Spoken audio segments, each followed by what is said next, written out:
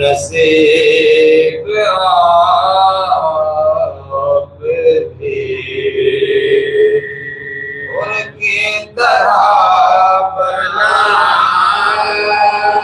لیجیے، نصیب آپ بھی ان کی طرح بنا لیجیے، حسین پا کر جبھی جھکا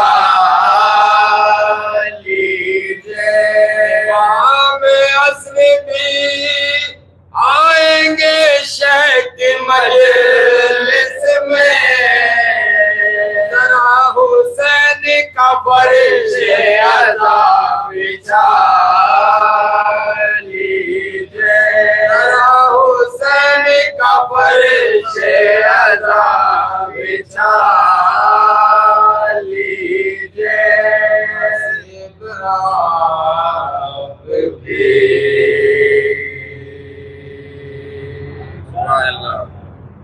اللہم صلی علی محمد وآل محمد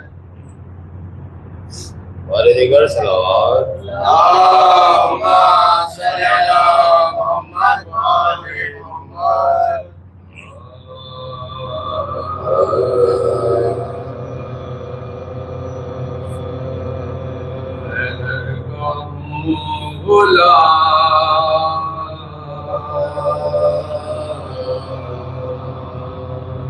یہ میرا نصیب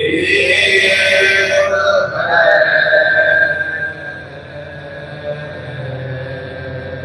میرے خدا سے میری دعا بھی مجیب ہے، ٹوٹے نہ دل میرا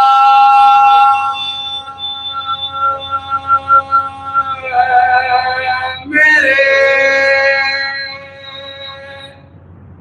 مولا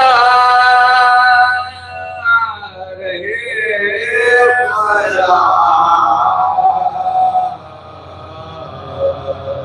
دل نہیں ہے قبر حسین غریب ہے،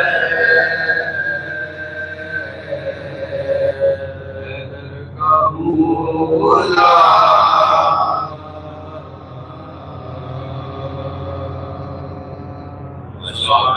اللہم صلی علی محمد وآل محمد۔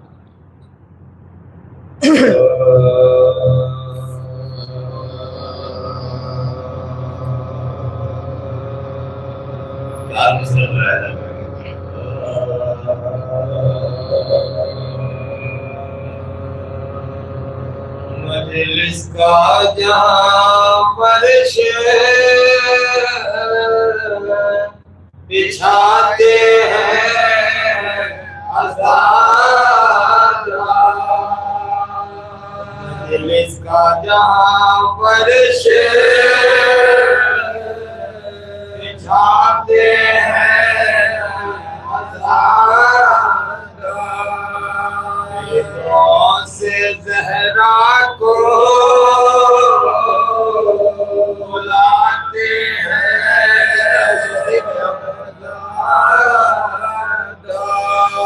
دعاؤں سے زہرا کو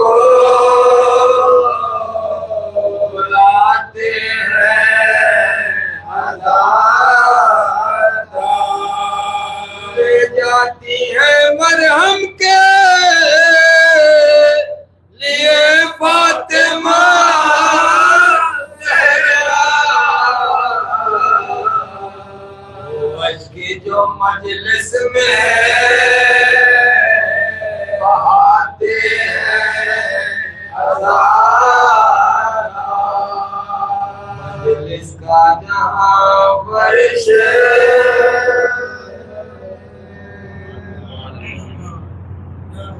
درود پڑھو اللہم صلی علی محمد وآل محمد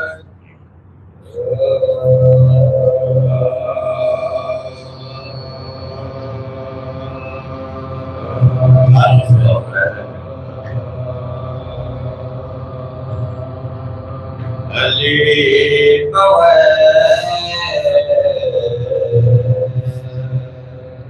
کسی پہ کرم نہیں ہوتا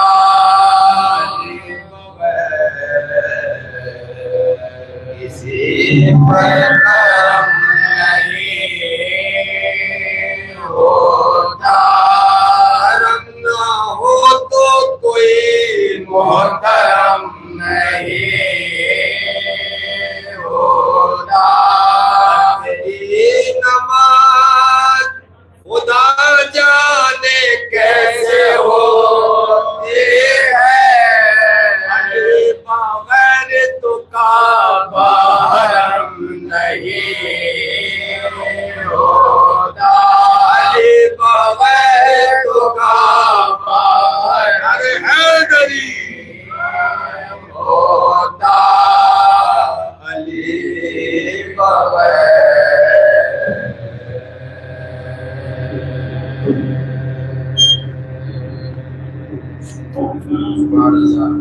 روح پڑھو اللہم صلی علی محمد وآل محمد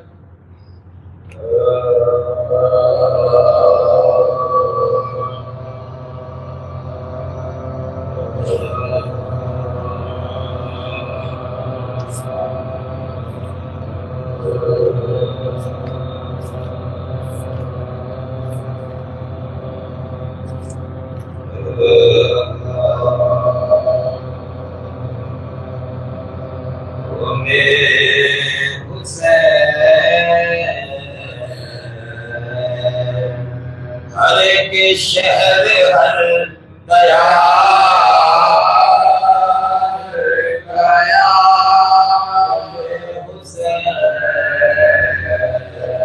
ہر ایک شہر ہر گیا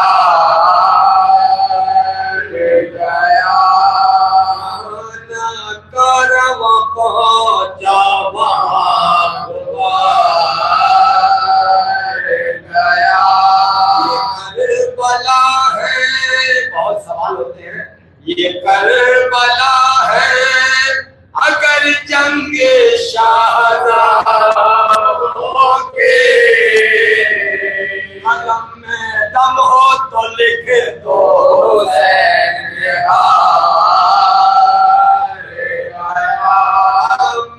دم ہو تو لکھو حسین ہار گیا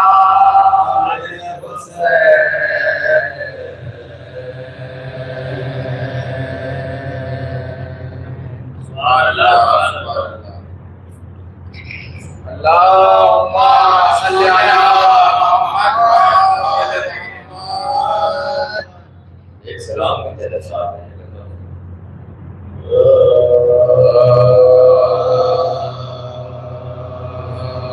نہیں سے دعائیں ہیں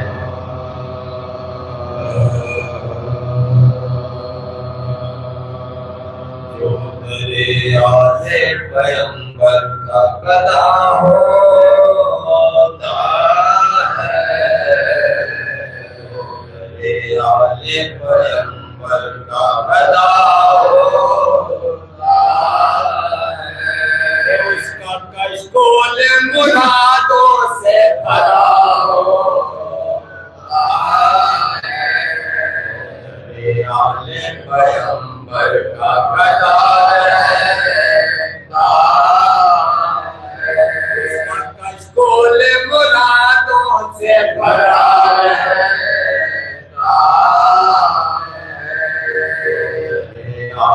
پیغمبر کا قدا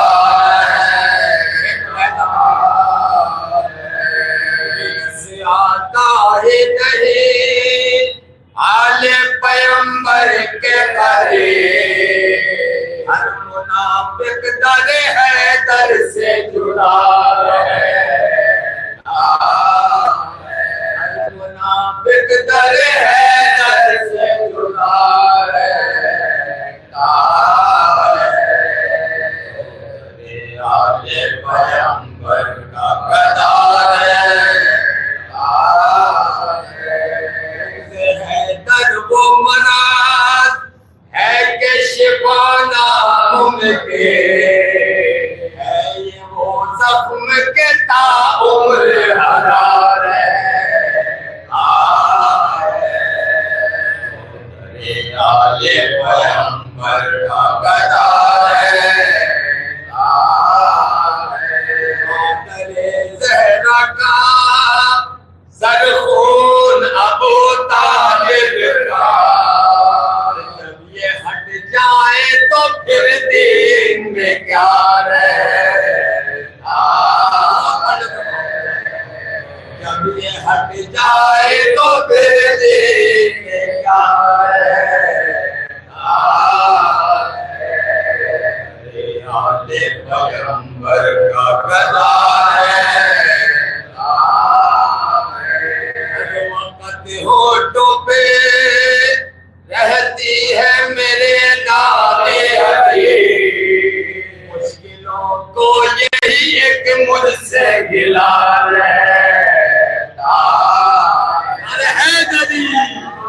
مشکلوں کو یہی ایک مجھ سے گلا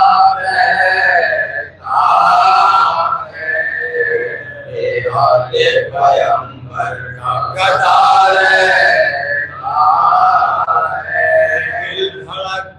ہے تو آتی ہے صدا ماتم کی فرش غم سینے میں ہر وقت بچھار ہے فرش غم سینے میں ہر وقت بچھار ہے آل پیغمبر کا قدار ہے میری نگاہوں میں علم کا پنجہ جذب ہے میری نگاہوں میں علم کا پنجہ اس لیے سر میرا ہر وقت اٹھا رہے اس لیے سر میرا ہر وقت اٹھا رہے آل پیغمبر کا قدار ہے نصب ہوتا ہے جہاں پرچم عباس جری وہ علاقہ غم دنیا سے بچا ہے وہ علاقہ غم دنیا سے بچا ہے آل پیغمبر کا قدار ہے کس وقت چلا آئے کوئی حر بن کر شہ والا کا ہر وقت کھلا رہے شہ والا کا ہر وقت کھلا رہے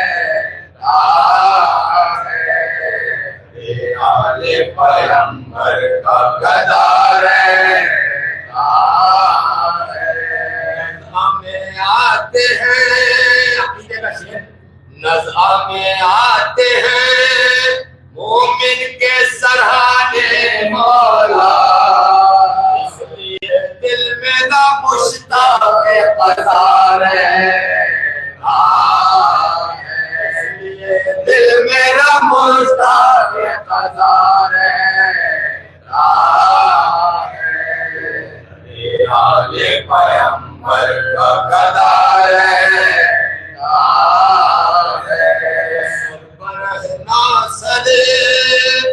بازار ہے ماں پہنے خوبی سید سجاد گزارے آج پیغمبر کا گدار ہے خاص کرم بنت پیغمبر کا سہیل ہے خاص کرم بنت پیغمبر کا سہیل انداز بیاں سب سے جدا رہتا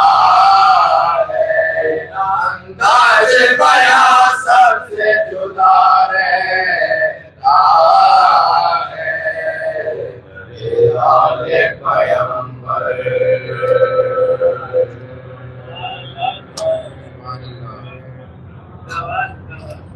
اللہم صلی علی محمد آل محمد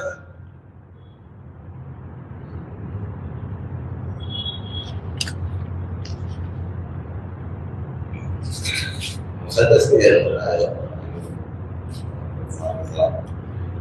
آواز بلند صلوات اللہم صلی علی محمد آل محمد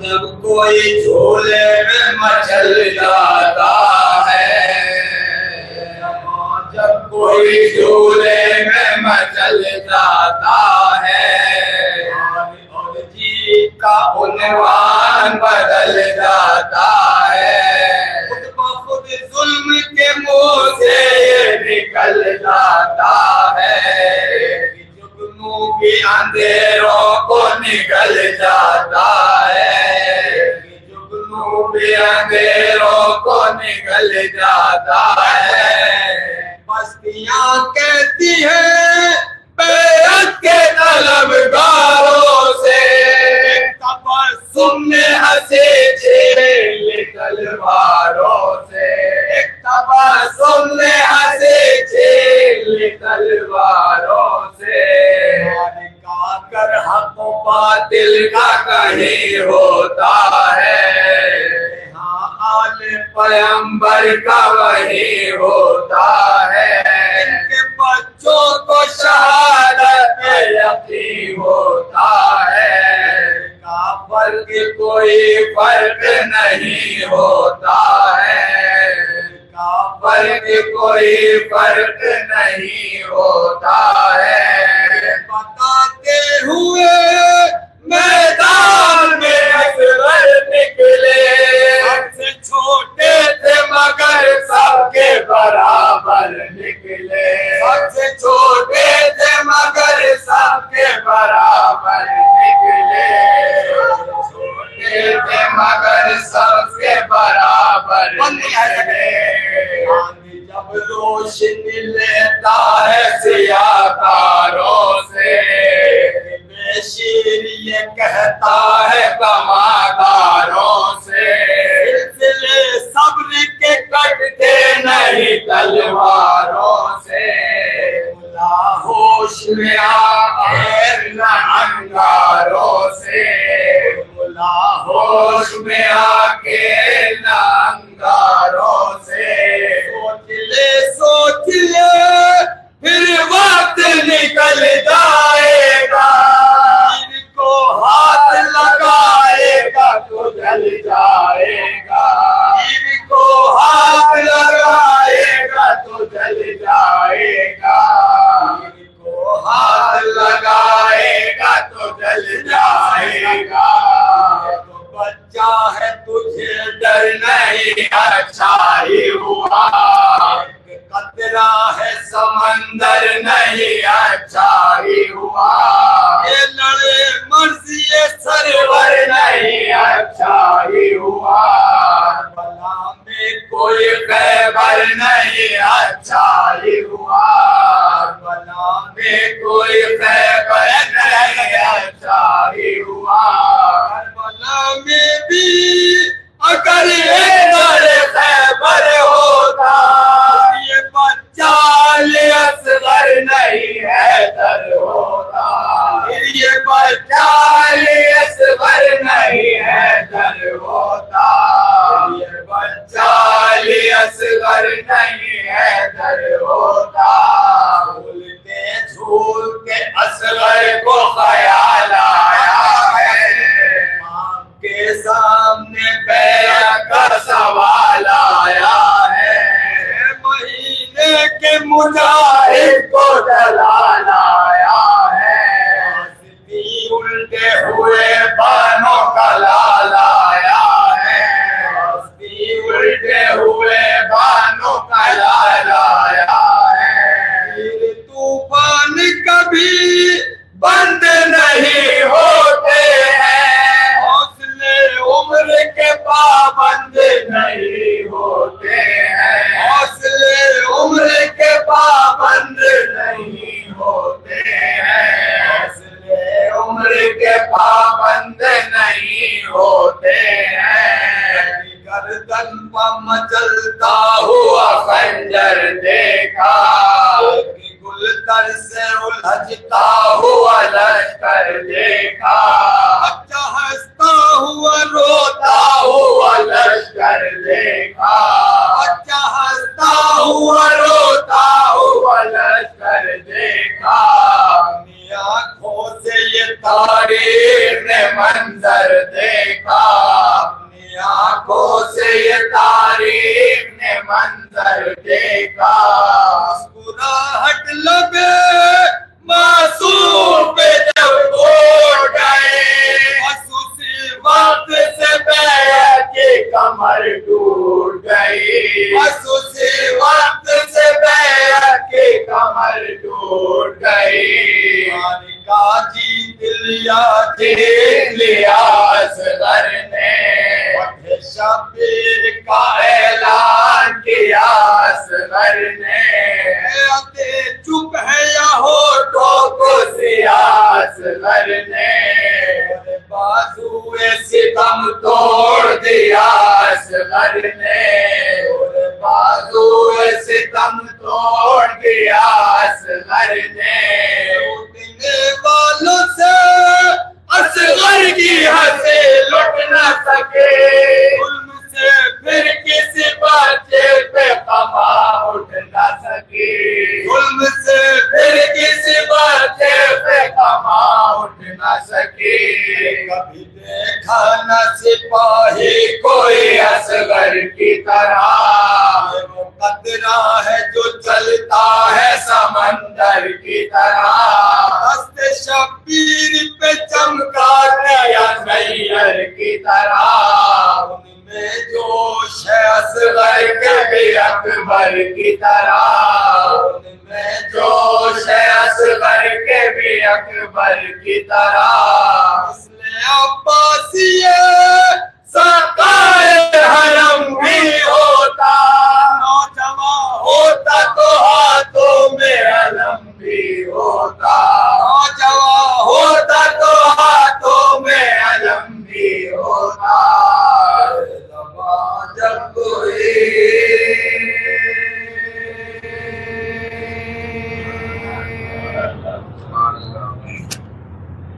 سورہ بارہ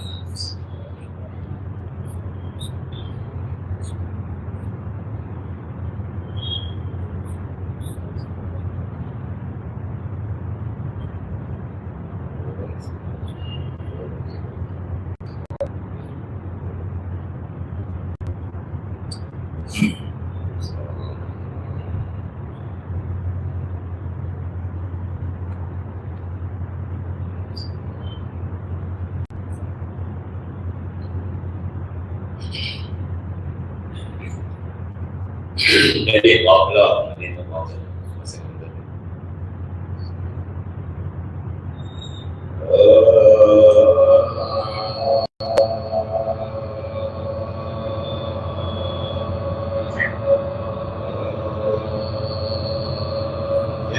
روزے گیا سیران ستم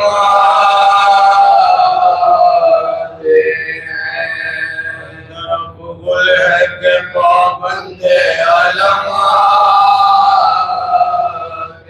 ہیں محمد شہل ادا کشتۂ غم آتے ہیں کر شہ بے گھر سے حرم آتے ہیں کر شہ بے گھر سے حرم آتے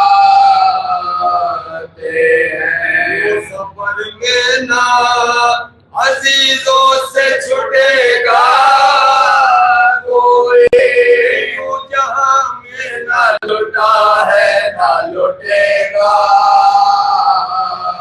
کوئی جہاں میں نہ لٹا ہے نہ لٹے گا کوئی کہتی ہے کہ ہے میرا پیارا کہتی ہے میرا راج دلارا دل کی تسکین ضعیفی کا سہارا کسی کے نہ رہے کوئی ہمارا کوئی کہتی ہے کہ 100 طرح کے غم کھاؤں گے میں شہر میں پیاروں یہ کہلاؤں گے میں شہر میں پیاروں یہ کہلاؤں گے اٹھائے ہدایت کا یہ انجام ہوا شمشیر جفاہاری اسلام ہوا ہر طرف شہر میں مظلوم کا غم ہوا نئے فاطمہ صغریٰ میں تو بحران ہوا کہتی تھی کیا یہ خبر زبانی آئے بابا کے مد گھر میں سنانی آئے بابا کے مد گھر میں سنانی مجھ کو ماں بہنوں سے پھوپھیوں سے ملاؤ لوگوں یا کی شکل دکھاؤ مجھ سے روٹھے ہیں ذرا چل کے مناؤ میں بھی چلتی ہوں وہی راہ بتاؤ آئے کس بات پہ بیمار سے منہ موڑ لیا خطا مجھ سے ہوئی یہ گھر چھوڑ لیا خطا مجھ سے ہوئی جیسے یہ گھر چھوڑ دیا میاں بول کے تم گھر سے نہ جاؤ دادی کے چلن کو نہ بھلاؤ اپنے امو حنفیہ کو بلاؤ پتا کی خبر ان سے منگاؤ کہاں خود وہ سوئے عابد خوشدار چلے اڑاتے ہوئے سب اہل حرم سار چلے اڑاتے ہوئے سب اہل حرم سار چلے تک روکے محمد نے یہ آبے فاطمہ پیٹ کے مر جائے گی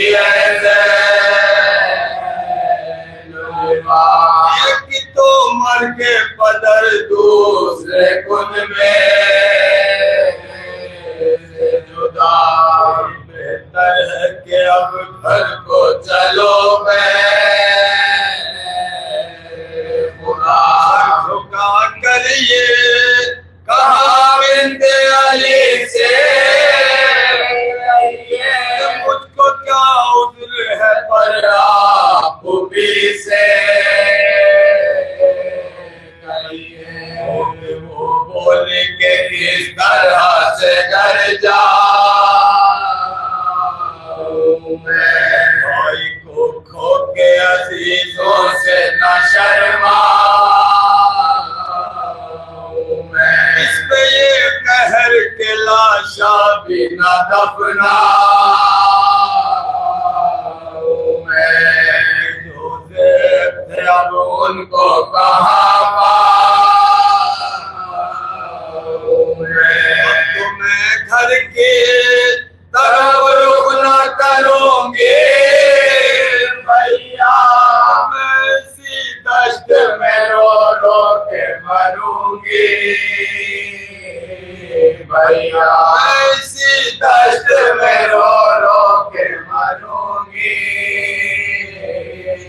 بھیا دشت سے مغموم دل افغان چلے اونٹوں پہ لدے شہر آزادار چلے محملوں میں شہ مظلوم کے دوار چلے روزہ حرم احمد مختار چلے وطن دل پہ شہیدوں کے علم لے چلے آگے سجا سیاہے قلم لے چلے آگے سجا سیاہے قلم لے چلے کہاں شور ہوا بات کی شہدا ماتم وہ مریض شہ والا تو روتی ہوئی ہم صورت زہرا یو حشر ہوا فاطمہ صغرا ماں سے آ کر نہ وہ ماں سے نہ پھوپھی سے دوڑ کر قبر پیغمبر پہ پھوپھی سے دوڑ کر قبر پیغمبر پہ پھوپھی سے زینب نے کہا ہائے لٹا کر جب ہم عبدل میں ہوئے سیدھے پیغمبر مر گئے اکبر و عباس دلاور کھا کر ہوئے بسم اللہ اصغر قید خانے میں فلک نے یہ جفا کے سیلیاں کھا کے سکینہ نے قضا کی سیلیاں کھا کے سکینہ نے قضا کی سغرا کہاں آ کے یہ فضا نے خبر دی آ کر یوں آئے ہیں اب بنت علی کے شوہر یہ سخن سنتے ہی زینب نے کہا کہ جاؤ میرے آن محمد تو کدھر بڑھتے ہیں دس سے عجب حال ہے میرا بچوں تم کو پوچھے تو کہوں ان سے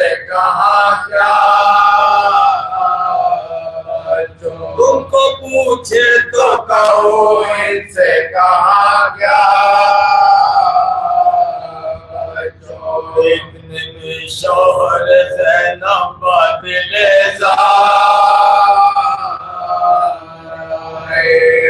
ہم لگتے دل جعفر تیار کی فرقت میں وہ مغموم دل گنہرائے ہوئے جانب بیمار شبیر کے نازوں کے پلے سے ہائے سجاد کہاں اور گلے سے ہائے سجاد کہاں اور گلے سے بولے میرے فرزند میں تم پہ میں تمہارے گئے غربت میں امام تو کہ عابد نے کہا ہائے میرے جان کا گھر بھی لٹا ہو گئے بچے بھر کر کہا غم ان کا نہ کھاؤ بیٹا میں فدا ان کے لیے دل نہ کڑھاؤ آدمی کو من سے لگے بیٹا ان کے پرسے کی میری جان ضرور کیا ہے کہ قربان ہو بچوں کی حقیقت تو بتلاؤ مگر تم کو عزیہ کیا ہے اسی پہلو تمہیں راحت نہیں کلفا کیا ہے تمہارا دل بیدار کو تڑپا ہے پشت پر ہاتھ ہر ایک بار یہ کیوں جا پشت پر ہاتھ ہر ایک بار یہ کیوں جاتا ہے پشت دیکھی تو کہا ہائے یہ کیا ہے سجا یہ مرض اور یہ صدمہ یہ کیا ہے سجا یہ تمیزات پہ دروں کی جفا ہے بھی صبر کیا ہے بخدا ہے عرض کی اور بھی ایک زخم آیا ہے تو کہ آہر کا گلے میں بھی نشان ہے تو کہ آہر کا گلے میں بھی نشان ہے کے روزے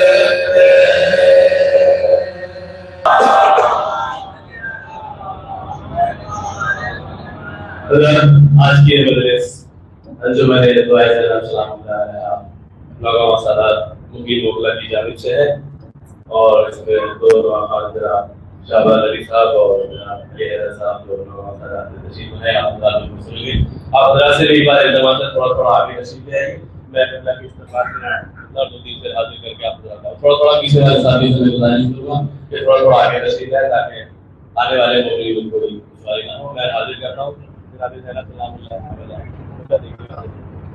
دیکھیے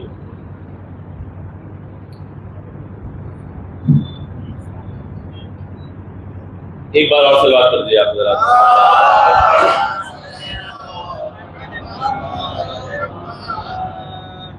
راحت قلب مرتضیٰ زینب راحت قلب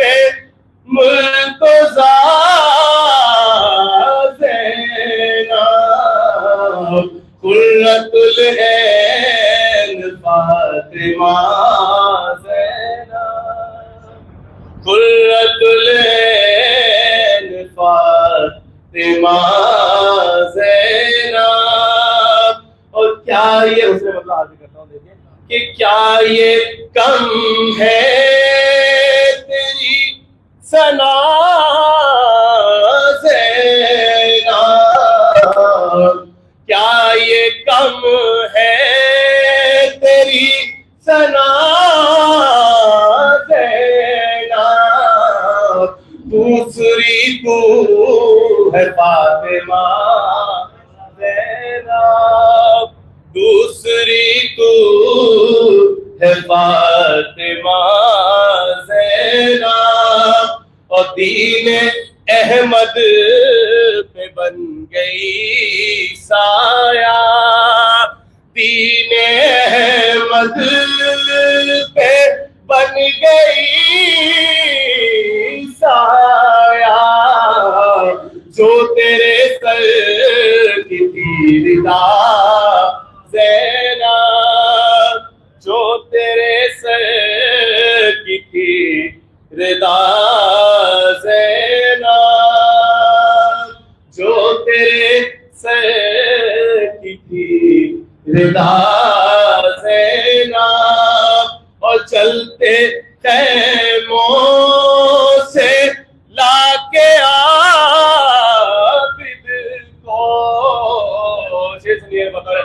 کہ چلتے خیموں سے لا کے عابد کو تو نے قرآن بچا لیا زینب، تو نے قرآن بچا لیا زینب. اور تیرا احسان تو نے بخشا ہے، تیرا احسان تو نے بخشا ہے. مجلسوں کا یہ سلسلہ زینب، مجلسوں کا یہ سلسلہ زینب.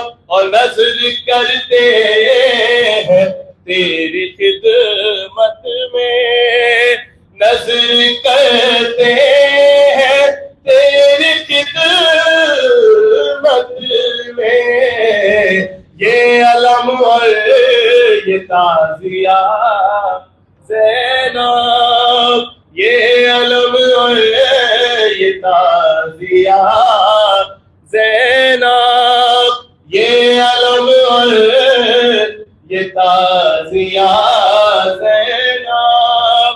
اور نوحہ خوانی اور منقبت کا شرف، نوحہ خوانی اور منقبت کا شرف، بس تیرے در کی ہے عطا زینب، بس تیرے در کی ہے عطا زینب. صلوات پڑھیے محمد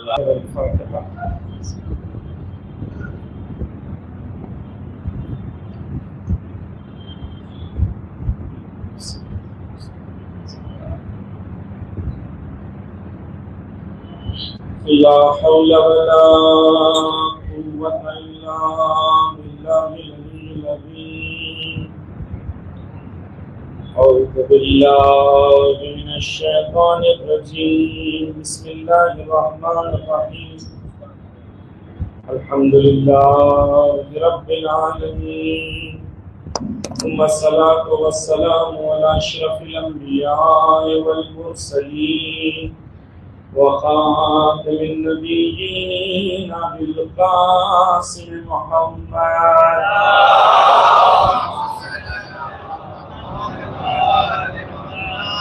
وعلى أهل بيت الطيبين الطاهرين المظلومين المعصومين، ولعن الله على أعدائهم أجمعين. أما بعد، قال الله في كتابه الكريم وَلَقَدْ أَرْسَلْنَا رُسُلَنَا بِالْبَيِّنَاتِ وَأَنزَلْنَا مَعَهُمُ الْكِتَابَ وَالْمِيزَانَ لِيَقُومَ النَّاسُ بِالْقِسْطِ. صلوات پڑھ محمد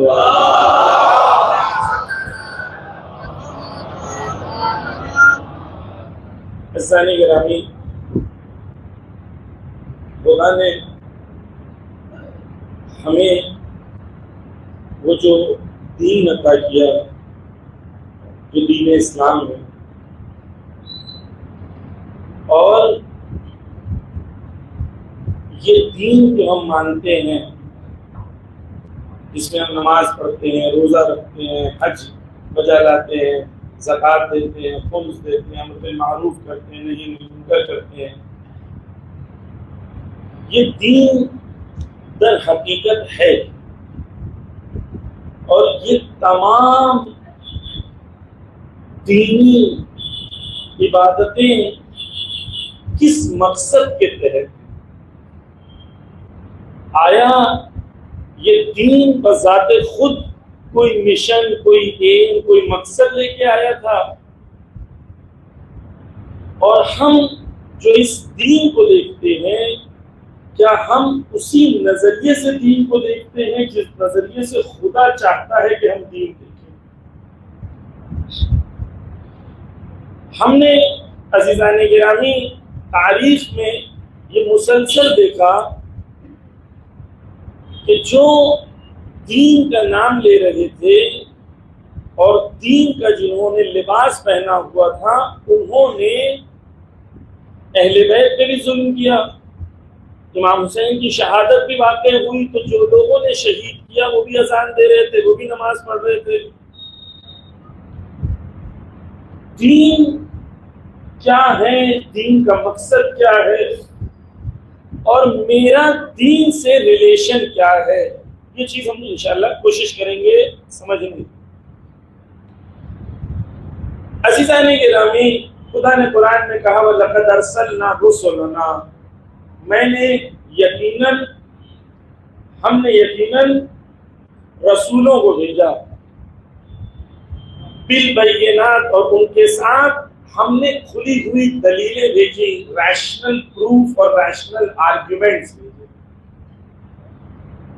اس آیت میں خدا کہہ رہا ہے کہ جب بھی نبی اور رسول آئیں گے تو نبی اور رسول جو باتیں تم سے کہیں گے وہ باتوں کی ان کے پاس دلیل ہوگی، ریشنل پروف ہوگا، آرگیومنٹس ہوں گے. وہ آپ کو نہیں کہیں گے کیونکہ ہمارے باپ دادا مانتے تھے آپ بھی مان لیجیے، یہ آپ کیوں کرتے ہیں کیونکہ ہمارے دادا کرتے تھے، یہ کیوں کرتے ہیں کیونکہ 100 سال سے ہوتا ہے. نہیں، آپ کے پاس دلیل ہونی چاہیے. پرانا ہونا دلیل نہیں، دلیل ہونی بالبینات. کیسی دلیل ہونی چاہیے؟ ایسی دلیل ہونی چاہیے بینات، یعنی اتنی کھلی ہوئی دلیل ہونا چاہیے کہ جب آپ دلیل دیں تو سامنے والے کے پاس کوئی اور دلیل نہ بچے. آپ کے ایمان کی دلیل آپ کے پاس ہونی چاہیے.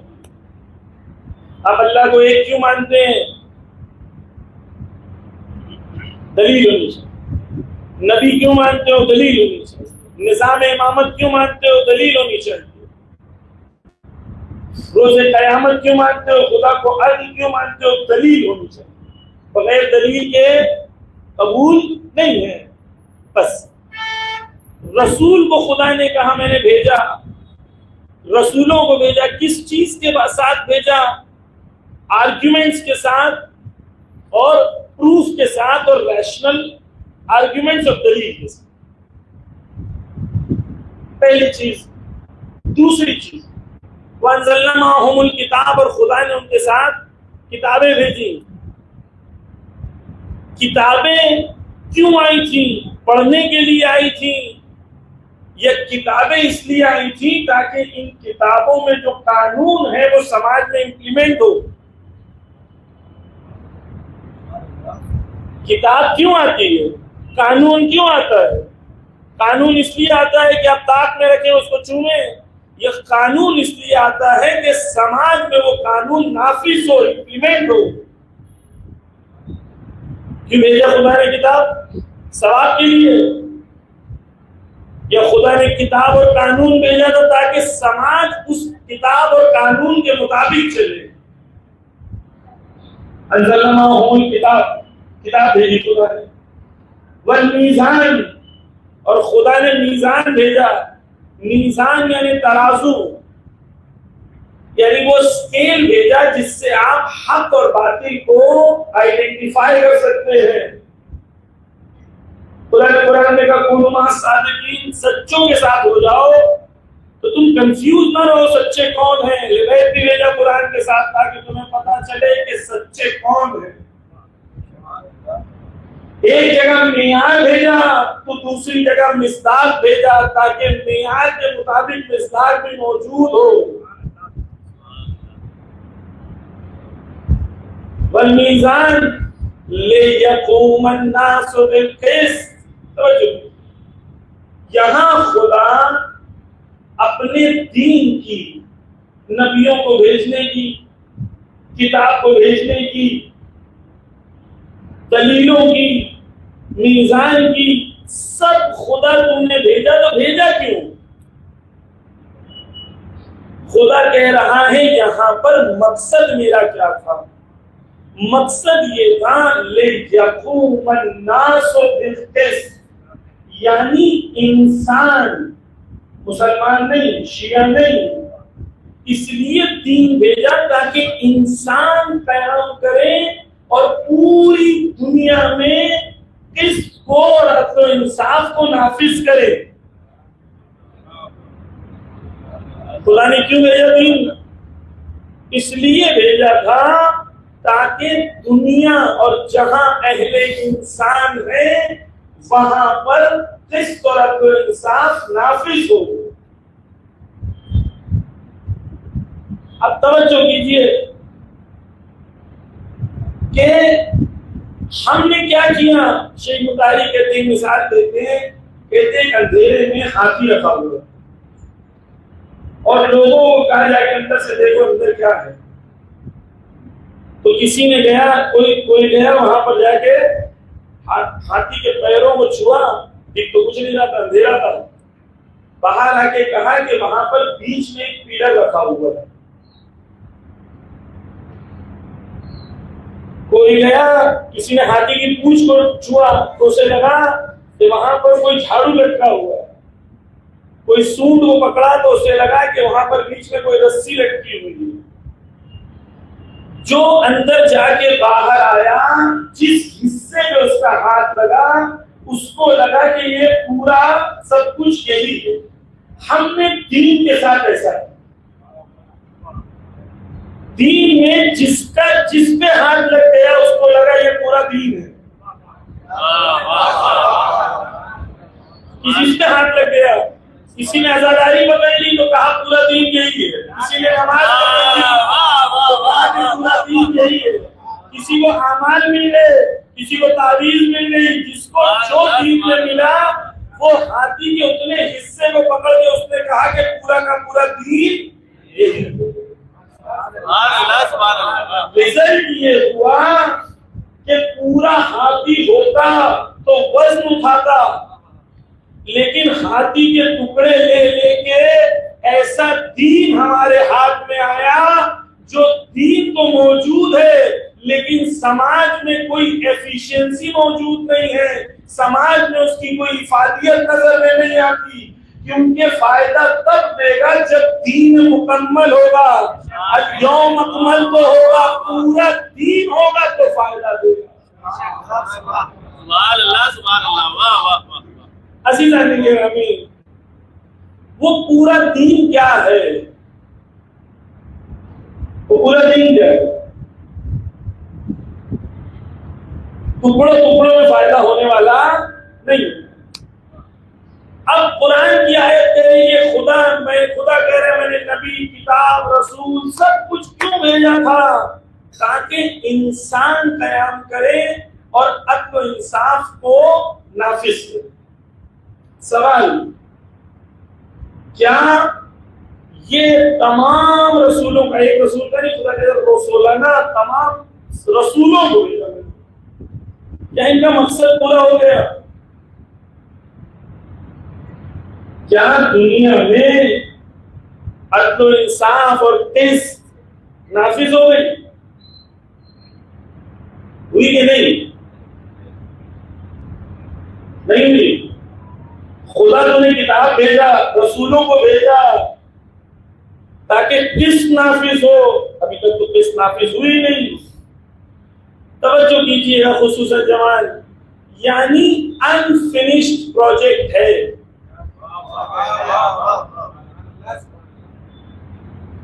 یعنی یہ دین ورک ان پروگریس ہے. دین ابھی تک کنٹینیوس اپنے اکمال تک پہنچنے کے لیے چل رہا ہے.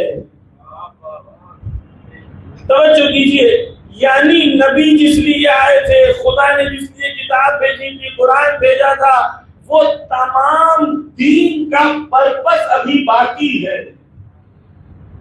اس لیے خدا نے، رسول نے کیا کہا کہ ایک آخری امام آئے گا، وہ آ کے کیا کرے گا؟ یملأ الارض قسطا وعدلا. وہ آ کے کیا کرے گا؟ پوری زمین کو عدل و انصاف سے بھر دے گا.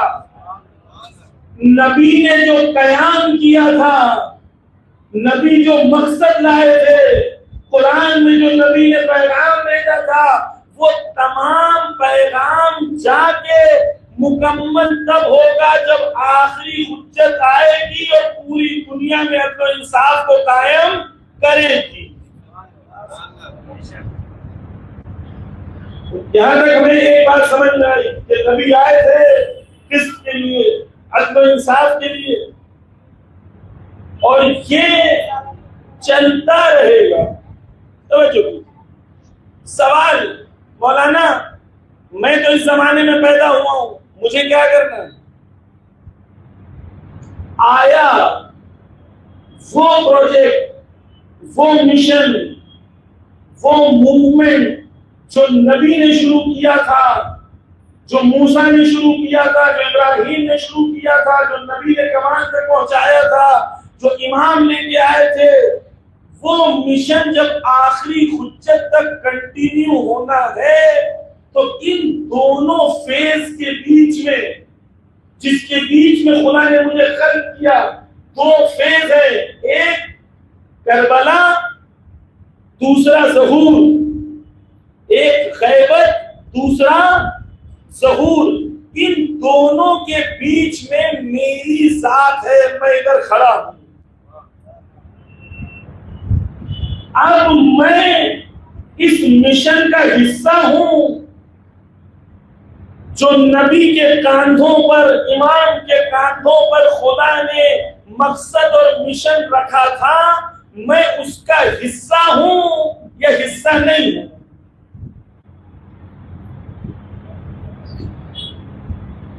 دین ایک موومنٹ کا نام ہے، ایک تحریک کا نام ہے، جو تحریک پوری دنیا میں عدل و انصاف کو قائم کرے گی. اس کا آخری نمائندہ آنے والا ہے. جب تک وہ نمائندہ غیبت میں ہے، میری ذمہ داری کیا ہے؟ صرف نماز پڑھنا،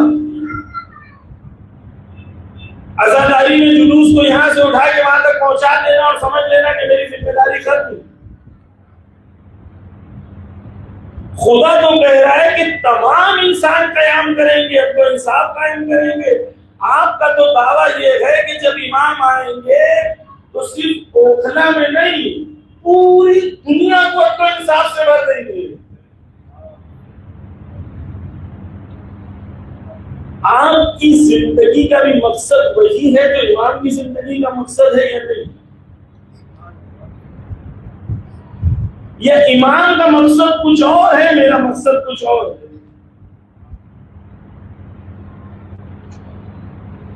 وہ امام کا کام ہے جو انصاف کو قائم کرنا، ظلم کو ختم کرنا، وہ سب امام کا کام ہے. میرا کام کیا ہے؟ میرا کام کیا ہے؟ توجہ کیجیے، قرآن میں ذکر ہے کہ حضرت موسیٰ جو تھے اپنے ساتھیوں کو جب لے کے وہ جنگل میں گئے تو جنگل میں اللہ انہیں کھانا بکھا نہیں، تو ان کے لیے آسمان سے منہ سلوہ اترتا ہے نا، یہ ایسے ہاتھوں کو بلند کرتے تھے، آسمان سے منہ سلوہ آتا تھا، توڑتے تھے اور کھاتے تھے۔ اگر ہمیں ایسا کوئی معجزہ دکھاتا تو ہمارا ایمان کتنا مضبوط ہوتا ہے نا، کھانے سے مضبوط نہیں ہوتا۔ یہی لوگ جن کو معجزوں سے روز کھانا آ رہا تھا، بعد میں قرآن میں ہے کہ انہوں نے اللہ کو ڈشز لکھ دی کہ بھائی صرف منہ سلوہ نہیں چلے گا، پیاز بھی چاہیے، ٹماٹر بھی چاہیے، مسالے بھی چاہیے۔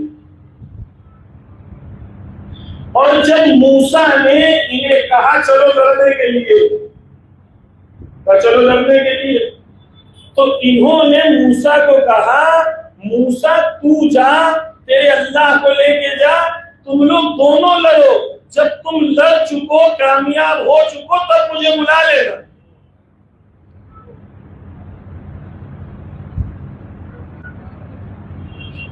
اگر امام زمانہ مجھے آج بلائے تو انصاف کی جنگ کے لیے، تو میں امام زمانہ کی فوج میں جاؤں گا، یا امام زمانہ سے کہوں گا بھائی میرے ایگزام باقی ہے بالکل۔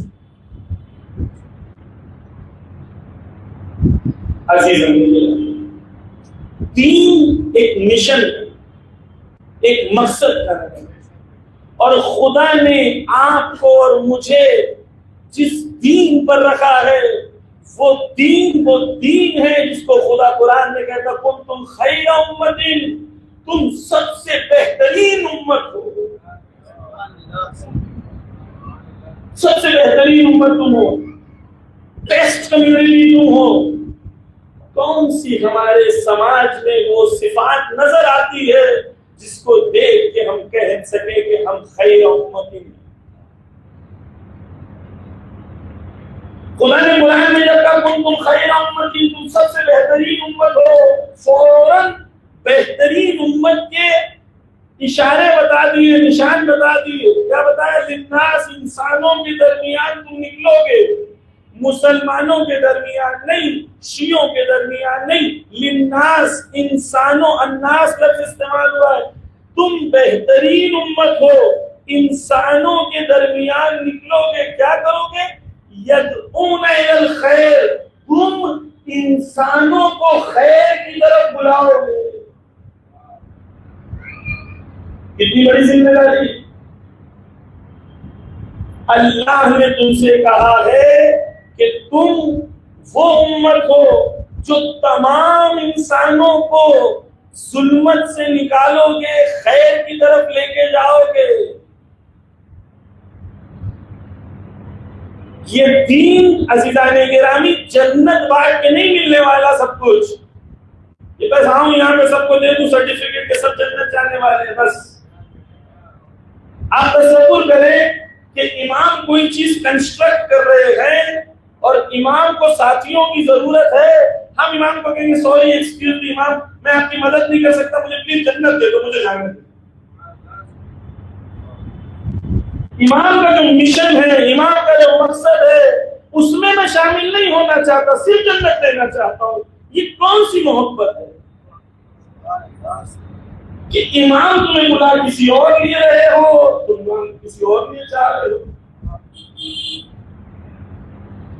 عزیزان گرامی، بس دین ایک مشن کرنا ہے، ایک مقصد کرنا ہے۔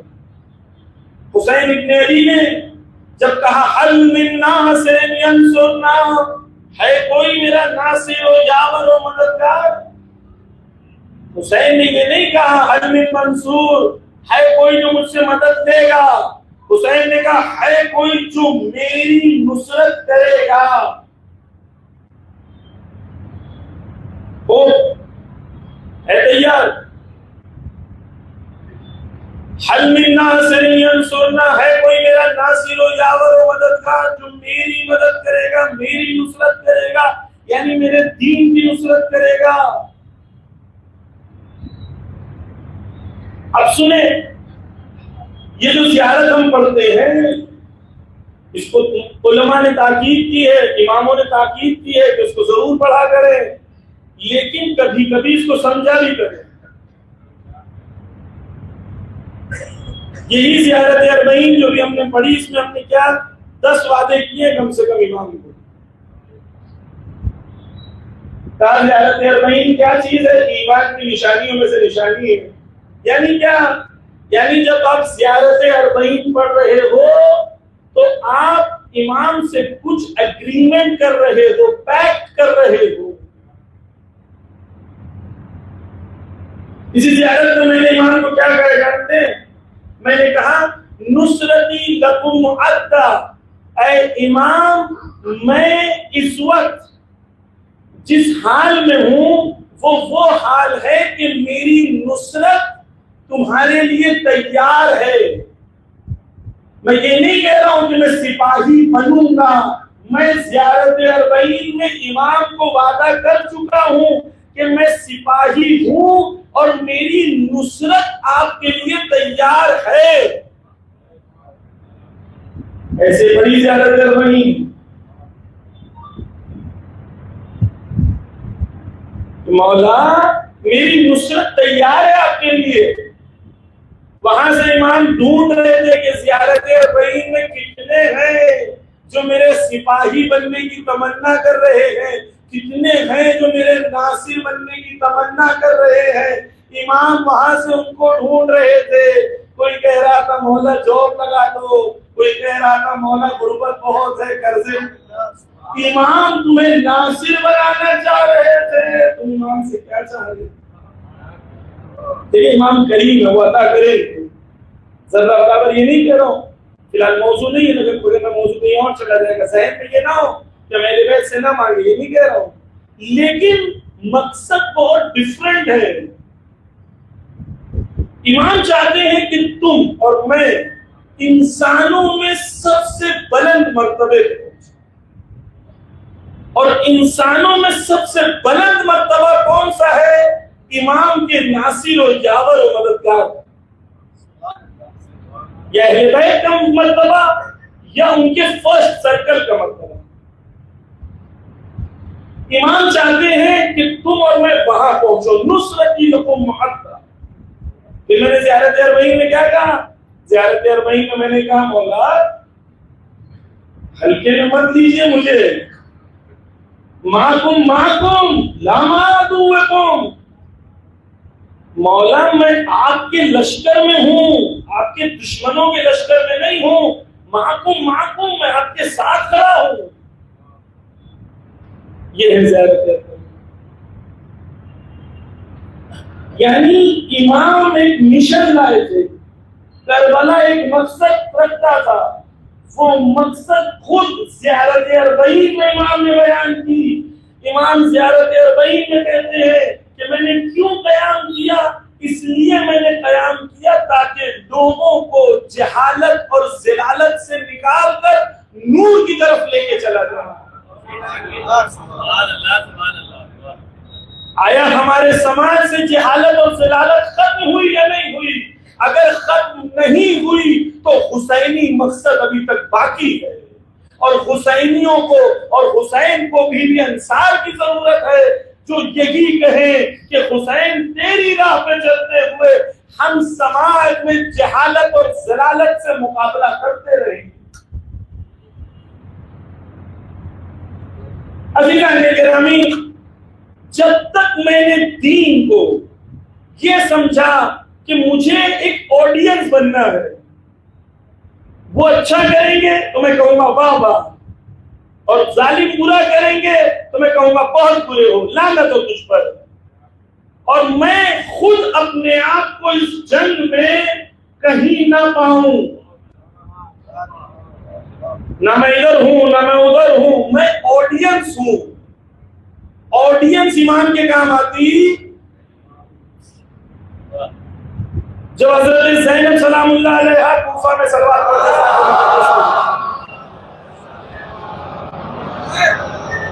جب وہ کوفہ میں کھڑی ہوئی، وہ عظیم ذات جس کا پردہ اتنا عظیم تھا، لیکن انہوں نے خطبہ دیا، اور خطبہ دیا تو لوگ روئے، جب لوگ روئے تو بیوی نے ڈانٹا انہیں، کہا جب وقت امام کو ضرورت پڑی تو تم نے ساتھ نہیں دیا، اب رو رہے ہو، خدا کرے تا قیامت روتے رہو۔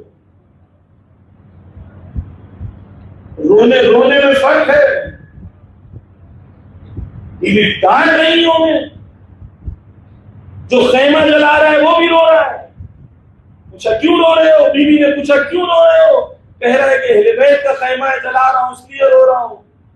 کہا پتہ ہے اہل بیت کا خیمہ ہے تو جلا کیوں رہے ہو؟ تو کہتا ہے میں نہیں جلاؤں گا تو کوئی اور مال کو لوٹ لے گا، اس سے بہتر ہے نہیں لوٹ۔ جو آج وقت کا مال کھا رہے ہیں تو وہ نہیں جانتے حسین کا حق ہے۔ عزیزان گرامی، جان لینا کافی نہیں ہے، جب تک نفس تیار نہیں ہو حق کو قبول کرنے کے لیے، جاننے سے کچھ نہیں ہو۔ کوفہ والے روئے، جنہوں نے تیر چلایا تو لشکر رویا، یہ بھی روئے۔ رونے میں فرق ہے۔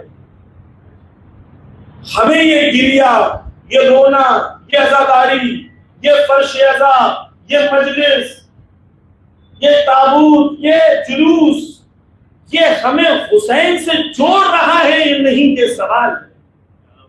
اصل چیز حسین میں پہنچ، یہ وسیلہ ہے۔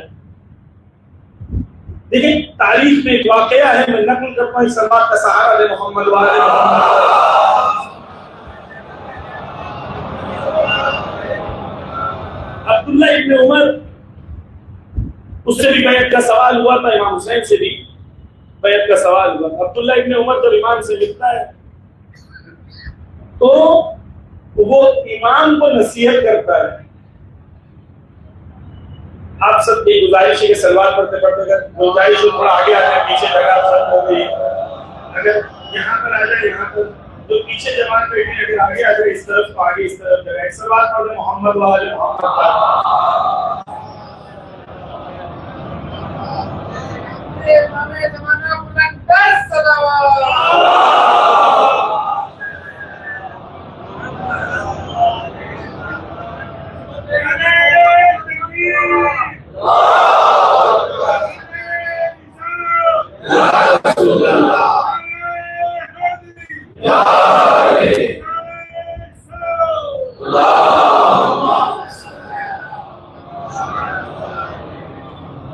عزیزان گرامی، عبداللہ ابن عمر، بہت تیزی سے گزر ہے، جلدی بیان کرتا ہوں۔ عبداللہ ابن عمر امام حسین سے ملنے آتا ہے اور امام کو بولتا ہے کہ دیکھو ان کی دشمنی تمہارے سے خاندانی دشمنی ہے، تمہیں چھوڑیں گے، مار دیں گے۔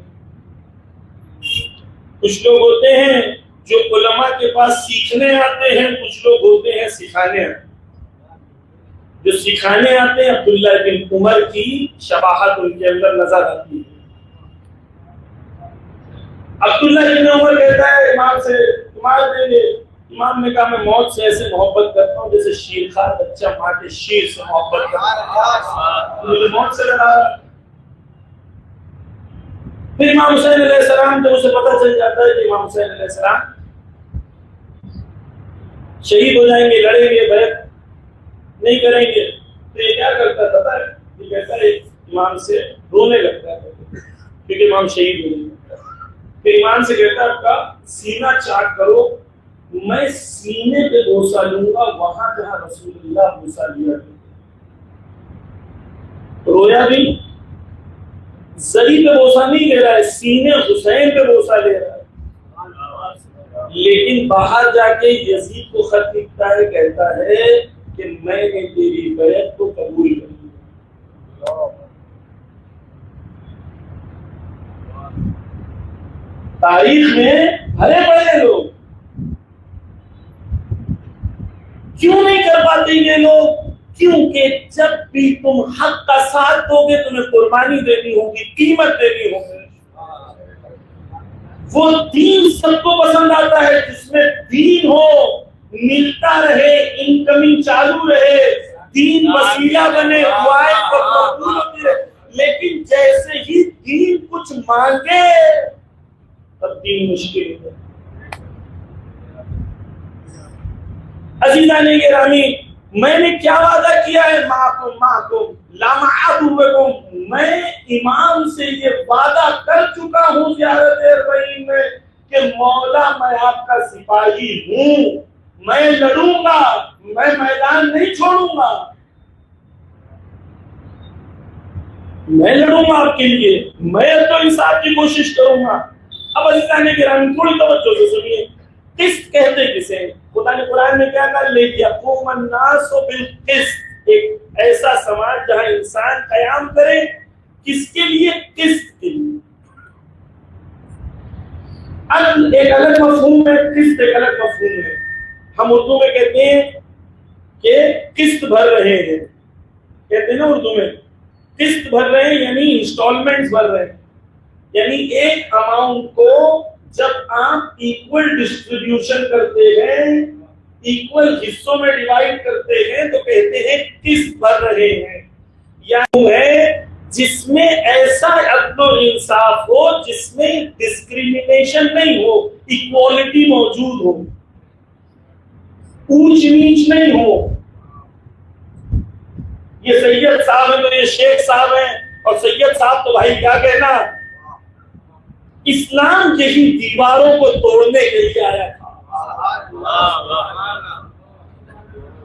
ہم برہمن بن گئے، برہمن کو مسلمان بنانے کے بجائے ہم نے برہمنیت لے لی، چلاہے ہیں، یہ تو انصاری ہیں۔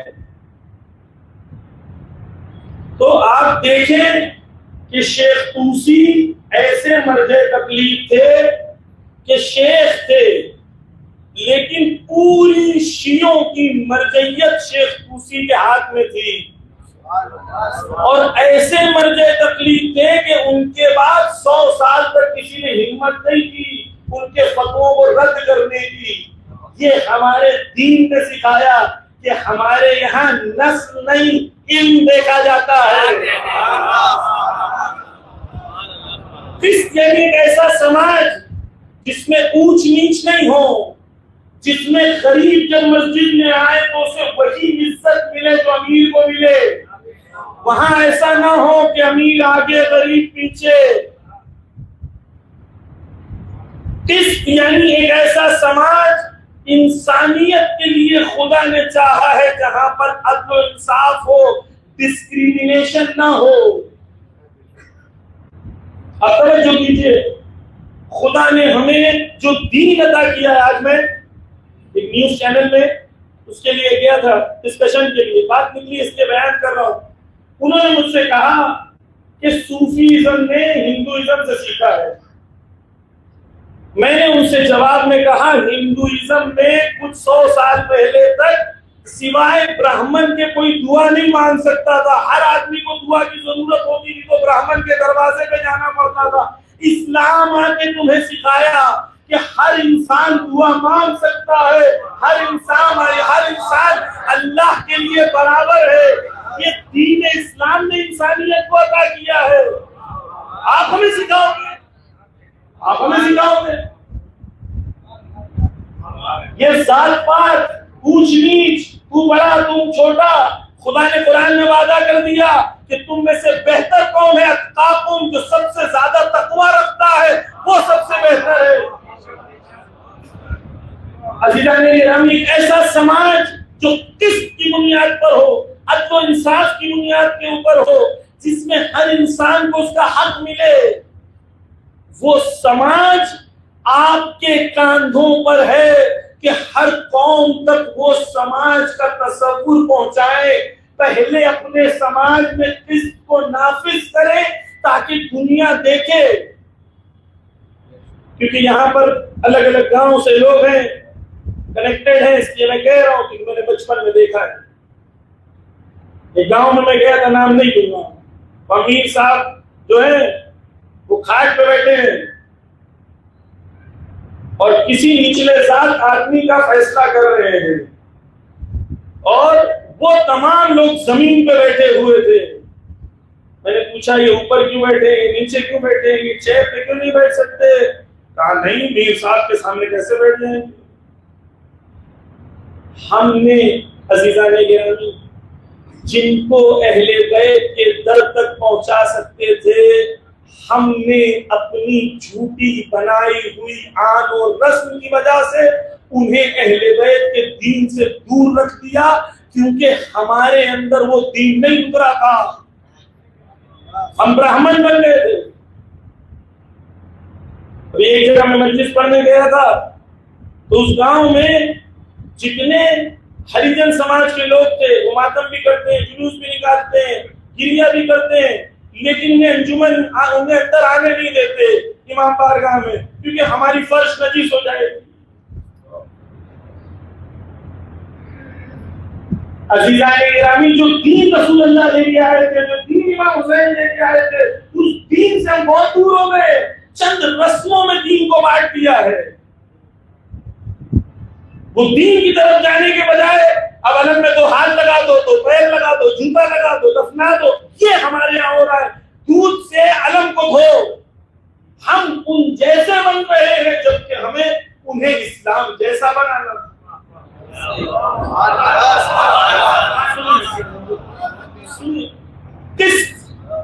یعنی وہ نچلی، عزیزان گرامی خدا کی قسم اللہ نے ہمیں ایک موقع دیا تھا۔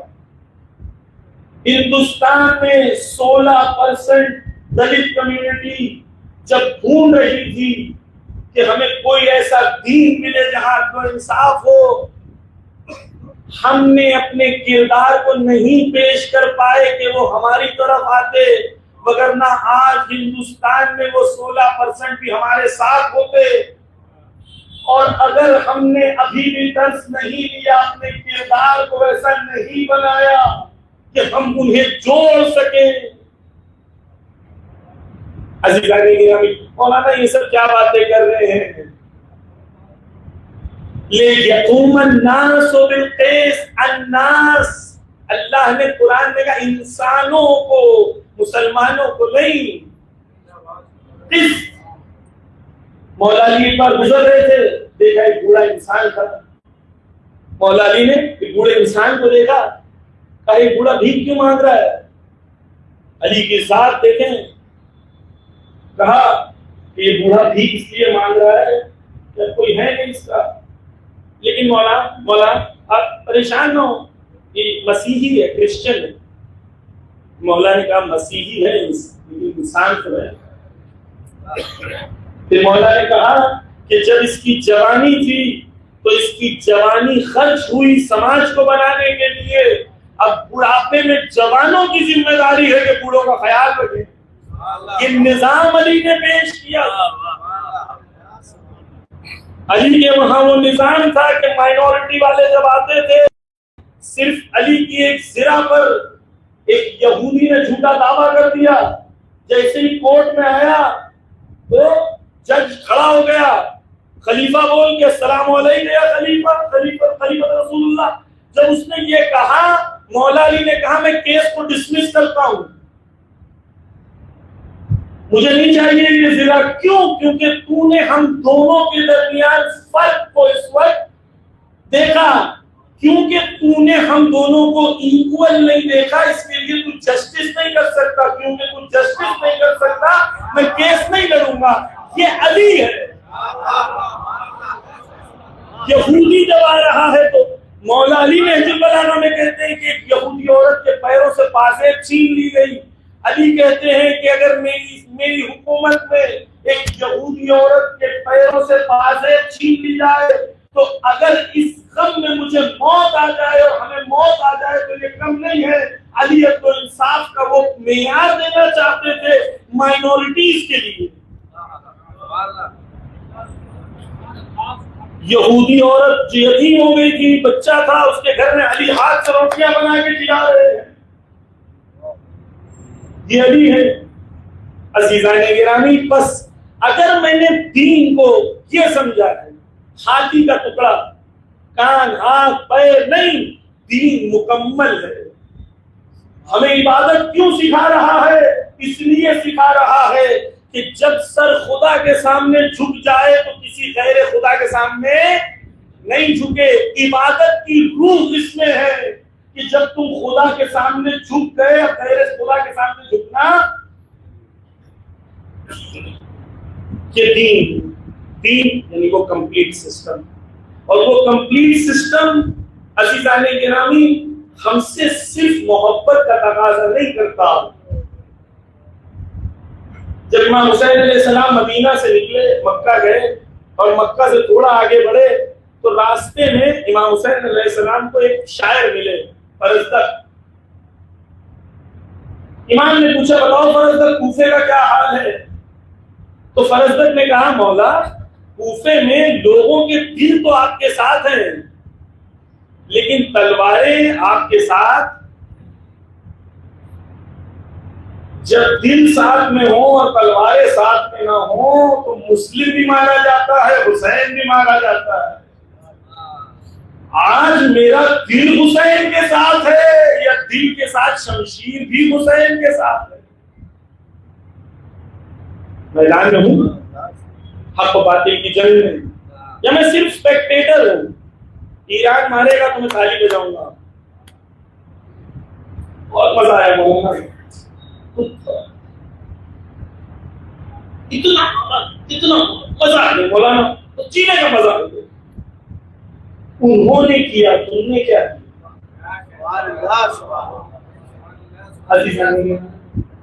خدا کی قسم ہندوستان میں جو ذمہ داری ہمارے کاندھوں پر ہے ظہور کو لے کے، اس کے لیے سیریس بہت بڑی ذمہ داری ہمارے کاندھوں پر ہے۔ ہم وہ قوم ہیں جس سے وقت کا امام امید رکھتا ہے۔ زیارت اربعین میں ہم لعنت پڑھتے ہیں اس قوم پر کہ جس قوم سے امام نے امید رکھی تھی لیکن وہ قوم نے امام کا ساتھ نہیں دیا۔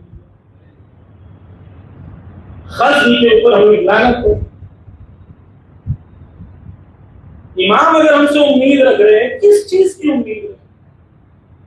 ہمیں عزیزان گرامی آپ یقین جانیں، میں کیسے آپ کو یقین دلاؤں کہ اس وقت ہندوستان میں جہاں ہم کھڑے ہو کے حق کی بات کرتے ہیں، اہل بیت کی بات کرتے ہیں، آج بڑے بڑے اہل سنت کے علماء کہتے ہیں کہ آپ آئیے بات کریے کیونکہ آپ لوگ حق بیانی کر رہے ہیں، ہماری قوم آپ سے سننا چاہتی ہے۔ یہ زمانہ جہاں پر اہل سنت آپ سے سیکھنا چاہتے ہیں، آپ ایسے ذاکرین کو بلا رہے ہیں جو ان کو چڑھا کے بھگا رہے ہیں۔ کیا بات نہیں ہے عزیزان گرامی، اس پہ ہمیں شرم آنی چاہیے۔ یہ وہ زمانہ ہے کہ آپ جس شہر میں ہم جا رہے ہیں، جس گاؤں میں جا رہے ہیں، 10 20 30 40 50 جوان آ کے مل رہے ہیں، مولانا ہم آپ کو سنتے ہیں، ہم رہبر کو مانتے ہیں، ہم انقلاب کو مانتے ہیں، ہم نے سب فرقوں کو چھوڑ دیا، آج سے ہم حسینی ہیں۔ وہ تو حسینی بننے تیار ہے، تم بنانے نہیں تیار ہو۔ صرف انٹرٹینمنٹ کے لیے مجھے مزہ آنا چاہیے مجلس میں، اپنی انٹرٹینمنٹ کے لیے دین کا نقصان کرنا، روز قیامت جواب دینا۔ ہر کسی نے جس نے بھی بلایا اس منبر سے مقصد حسین بیان ہو، روز قیامت بی بی اجر دیں گی، اور اگر مقصد حسین بیان نہیں ہو تو تم سے سوال کیا جائے گا کہ 200 لوگ بیٹھے تھے، 500 لوگ بیٹھے تھے، 1 گھنٹہ سنا، 500 گھنٹہ مومنین کا ویسٹ ہوا، اس کا حساب کون دے گا؟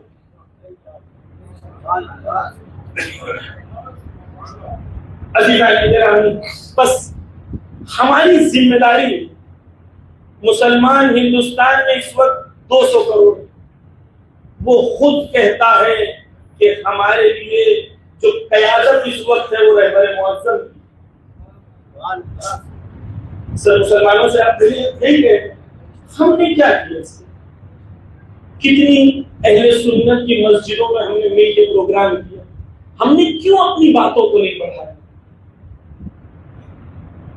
عزیزان نوجوانوں اس کا اور ریسرچ کریے، پڑھیے۔ ہم مقصد کے لیے پیدا ہوئے ہیں اور ہمارا مقصد امام ہے۔ اسی مقصد کے مطابق جینا۔ عزیزان گرامی، ہم زیارت میں پڑھتے ہیں سلم لمن سالمکم وحرب لمن حاربکم، کیا پڑھتے ہیں؟ مولا میں حالت امن و امان میں ہوں، یہ نہیں کہتا ہوں میں امن و امان کروں گا، سلم ہے، میں حالت امن و امان میں ہوں اس کے ساتھ جو آپ کے ساتھ حالت امن و امان میں ہے، وحرب لمن حاربکم، میں حالت جنگ میں ہوں ان کے ساتھ جو آپ کے ساتھ حالت جنگ میں ہے۔ یعنی میں سپاہی، میں بھول گیا تھا کہ میں سپاہی کی زندگی مجھے جینی تھی، یہ 50 60 70 سال ایسے گزارنے تھے کہ جب میں اس دنیا سے جاؤں تو امام سے پوچھ سکوں مولا کچھ کام آ سکا، مولا مقصد میں کچھ مدد ہو سکی، مولا کچھ کام آگے بڑھ سکا، مولا اگلی نسل کے میں کچھ کر کے جا رہا ہوں یا نہیں جا رہا ہوں، یہ میرا پوچھتے مولانا جنگ ختم ہو گئی کیسا ماحول ہے؟ جنگ ختم نہیں ہوئی ہے عزیزان گرامی، اور ظہور تک جنگ ختم ہوگی، ظہور تک چلے گی جنگ۔ آج جو جنگ ہے یہ چلے گی کب تک؟ ظہور تک۔ ایران اور امریکہ کی جنگ کی نہیں، یہاں تو باطل کی جنگ ہے۔ ایک طرف پوری دنیا کا باطل ملا ہوا تھا، امریکہ، اسرائیل، یورپ، سعودی، یہ جتنے عرب بادشاہ ہیں، ذلیل خبیث بادشاہ، یہ سارے ایک طرف تھے، ایک طرف ایران اکیلا تھا۔ لبیک یا خامنائی، لبیک یا خامنائی، لبیک یا سیستانی، لبیک یا سیستانی، لبیک یا نصر اللہ، لبیک یا نصر اللہ، لبیک یا حزب اللہ، لبیک یا حزب اللہ۔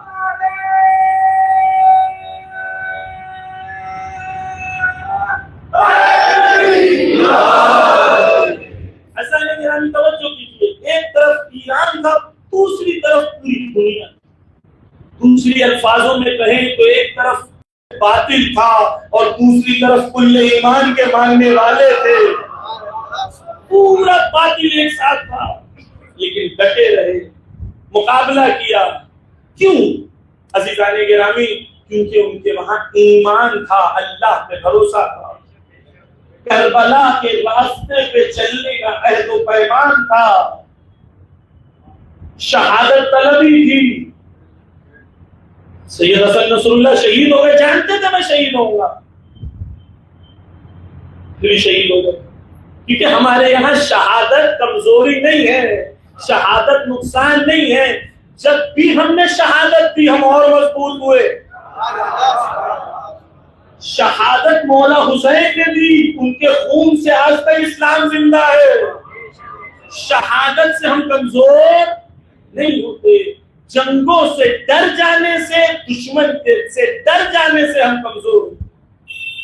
اب عزیزان گرامی پلٹ کے آتا ہوں اپنے ملک کی طرف، ہماری عزیزان ایران کو کہنا کہ جیت گئے بہت اچھا کیا، بات ہو سکتی ہے، میں 1 گھنٹہ بات کروں گا، آپ کو مزہ بھی آئے گا، لطف بھی آئے گا، لیکن درس کیا لیا ایران سے؟ ایران اکیلا تھا، دشمن بہت طاقتور۔ خدا قرآن میں کیا کہتا ہے؟ خدا قرآن میں کہتا ہے ان سے نہ ڈرو، مجھ سے ڈرو۔ یہ امت مسلمہ جو توحید اور شرک کی گولیاں بانٹتی رہی، جب قرآن میں خدا نے کہا توحید یعنی یہ کہ ان سے نہ ڈرو، مجھ سے ڈرو، یہ ان سے ڈرتے رہے، اللہ سے ڈرے نہیں۔ ایران اور ان میں فرق یہ ہے، یہ ٹرمپ سے ڈرتے ہیں، ایران اللہ سے ڈرتا ہے، فرق ہے یہ فرق۔ توحید عزیزان گرامی آپ اور میں یہ سن لیں، کبھی بھی دشمن کو طاقتور نہ سمجھنا اور دشمن کا خوف اپنے دل میں نہ لانا۔ جو قوموں نے ذرہ برابر کبھی دشمن کو یہ احساس دلا دیا کہ ہم کمزور ہیں، وہ دبا دیے جاتے ہیں، دبوچ دیے جاتے ہیں۔ مولا علی نہج البلاغہ میں کہتے ہیں یہ دنیا جنگل کی طرح ہے، یہاں پر ہر بڑا جانور دوسرے جانور کو کھانے کے لیے تیار رہتا ہے۔ توجہ کیجیے، مولا علی کی مثال ہے، آپ شیر کو دیکھیں، مثال دوں آپ کو تاکہ آپ کو سمجھ میں آئے کہ طاقت دشمن میں نہیں ہے، تمہارے اور میرے دل کے خوف کے اندر ہے۔ اور اسلام اور قرآن اور اہل بیت اور کربلا اسی خوف سے نجات کا نام ہے. آپ دیکھیں 10 شیر جو حملہ کرتے ہیں، 10 شیر حملہ کرتے ہیں تو 200 گائے ہوتی ہیں. ویڈیو دیکھا ہوگا آپ نے، 200 گائے بھاگ جاتی ہیں.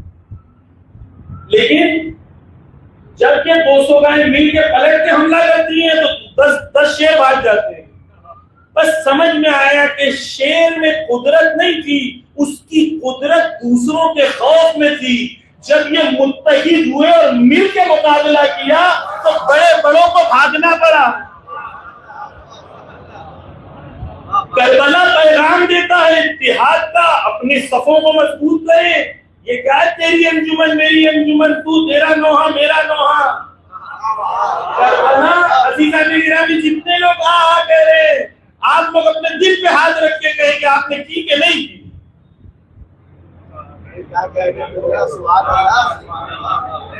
تیری انجمن میری انجمن. شب عاشور ہر صحابی یہ کہہ رہا ہے مولا جب ضرورت پڑے تو میں سب سے پہلے جان دوں گا، اور کچھ ملنے والا ہو تو کہتا تھا تو آگے چلے جا میں بعد میں جاؤں گا. یہ کربلا تھی. وہی کربلا کو جب رسولوں میں باندھ دیا تو ہر آدمی چاہتا ہے میں پہلے سٹیج پہ چلا جاؤں. کیوں؟ کیونکہ کربلا سے ویلیوز نہیں دی. بس جس قوم نے بھی ویلیوز لی کربلا سے، کربلا کیا سکھاتی ہے؟ موت سے نہ ڈرو. نہیں، کربلا سکھاتی ہے موت سے محبت کرنا. یہ نہیں سکھاتی کہ موت سے نہیں ڈرنا. کربلا سکھاتی ہے اہلا من العسل، موت میرے لیے شہد سے زیادہ شیرین ہے. مشکل یہ ہے کہ ہم نے اہل بیت کے قصے سنے لیکن کبھی انہیں اپنے لیے رول ماڈل نہیں بنایا. یہ مشکل ہے. ہم نے صرف قصوں کی طرح سنا. ایران میں، حزب اللہ میں، لبنان میں یہ لوگ انہیں اپنا رول ماڈل بناتے ہیں. شہادت طلبی ان کے بچوں کی روحوں کے اندر ہے. نوحے ان کے کیسے ہوتے ہیں؟ مولا اتنی دے دی جانیں، کتنی جان چاہیے، سب ہم حاضر ہیں تمہارے لیے. ماتم میں اعلان کر رہے ہیں، عہد کر رہے ہیں کس چیز کا؟ کہ ہم شہادت کے لیے تیار ہیں.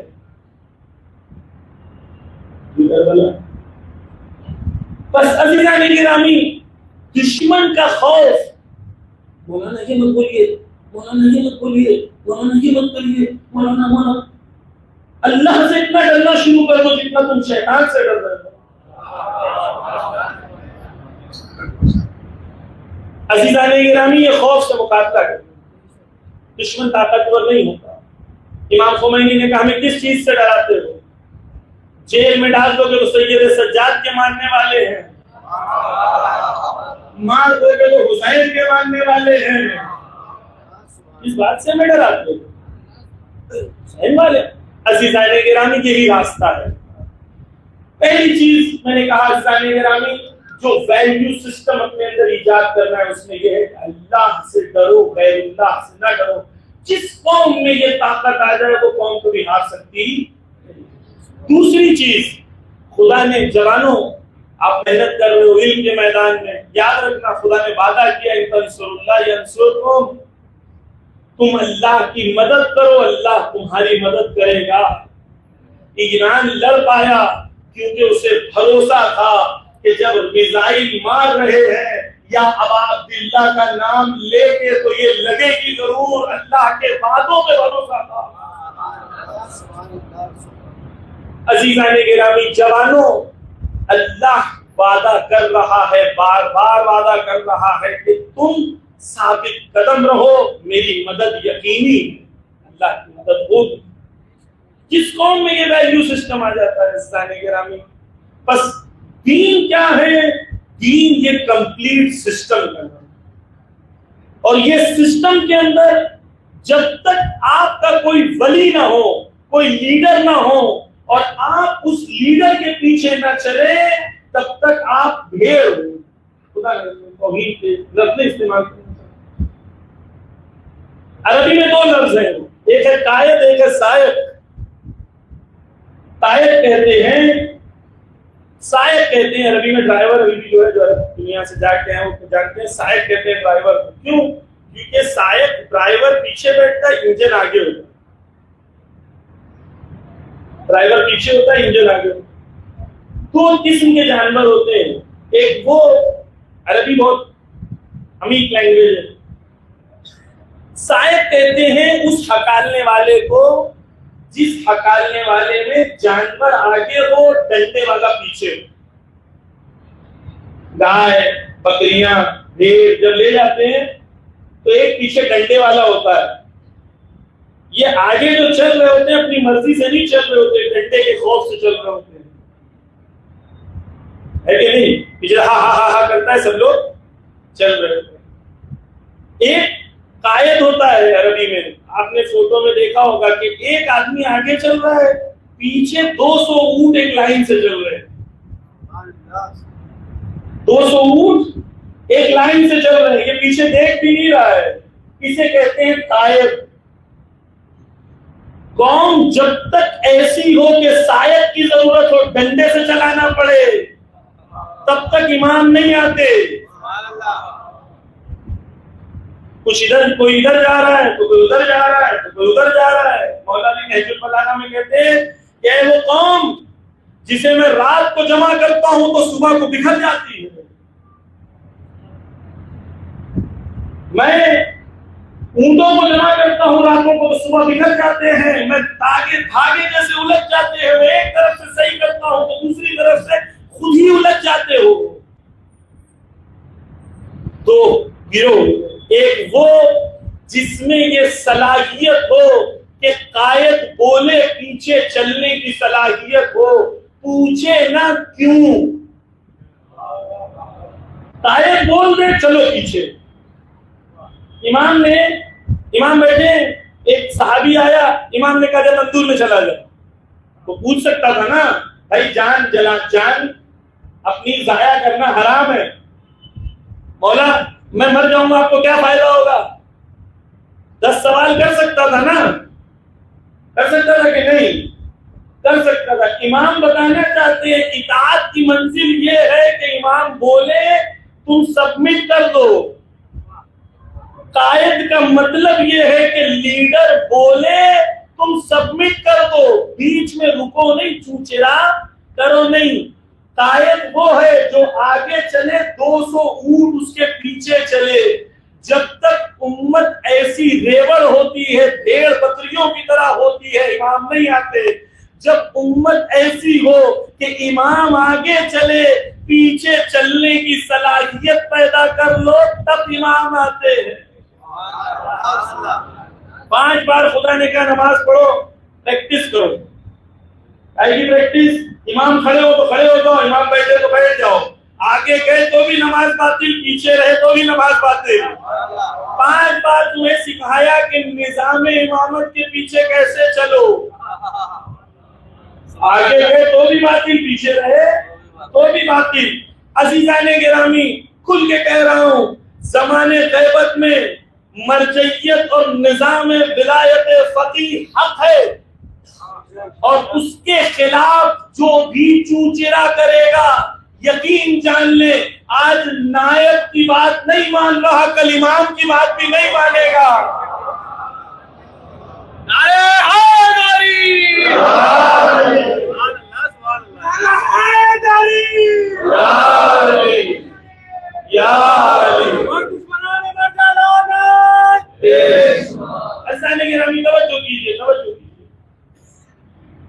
کچھ لوگ انٹرنیٹ پہ بہت ڈیبیٹس ہو رہی ہے، مولانا آپ بھی ڈیبیٹ کریے، ان سے ڈیبیٹ کریے، ان سے ڈیبیٹ کریے. تو سنیے، ایک بادشاہ تھا بہت بڑا، اس نے اعلان کیا کہ میں مولا علی کے حق کا دفاع کروں گا، اور حضرت فاطمہ زہرا کے باغ کا، باغ صدق کا دفاع میں کروں گا.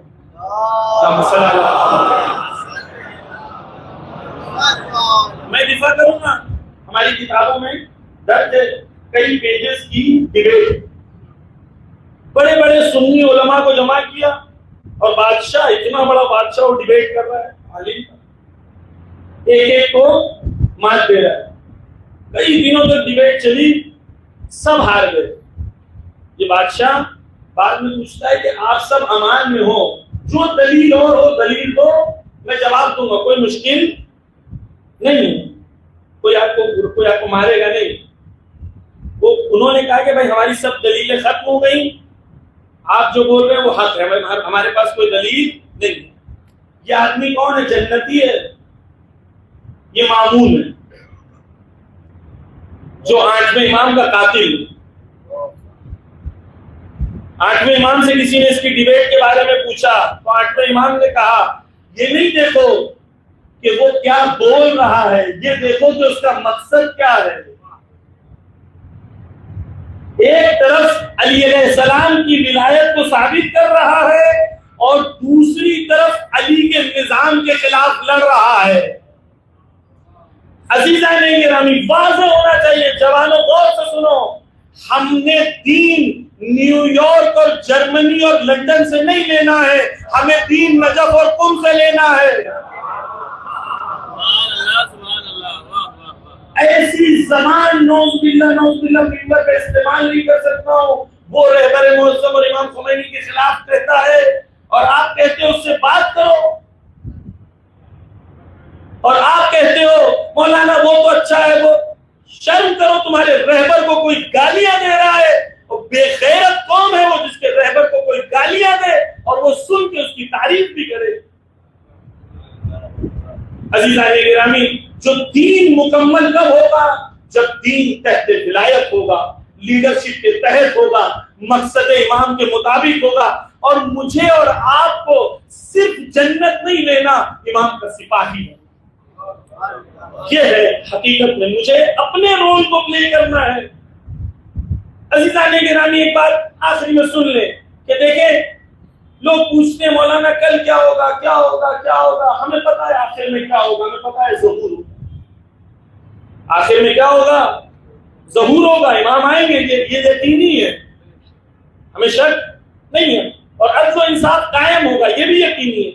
जो यकीनी नहीं है वो ये है कि इस जंग के अंदर मैं इमाम का सिपाही बन पाऊंगा या नहीं, ये सवाल हकीकी, ये सवाल है। तो मुझे अपने आप से पूछना, मैं लाताल्लुक हूं या मैं इमाम का सिपाही बनना चाहता हूं? और अगर इमाम का सिपाही बनना चाहता हूं तो मेरी जिंदगी ऐसी होनी चाहिए जितनी सिल्म सारा वो हर बोलने मन अजीज गिरामी, बस जिस कौम ने भी अपने कांधों को अपने इमाम के लिए दिया, इमाम ने उसकी इज्जत, इमाम ने उसे इज्जत दी।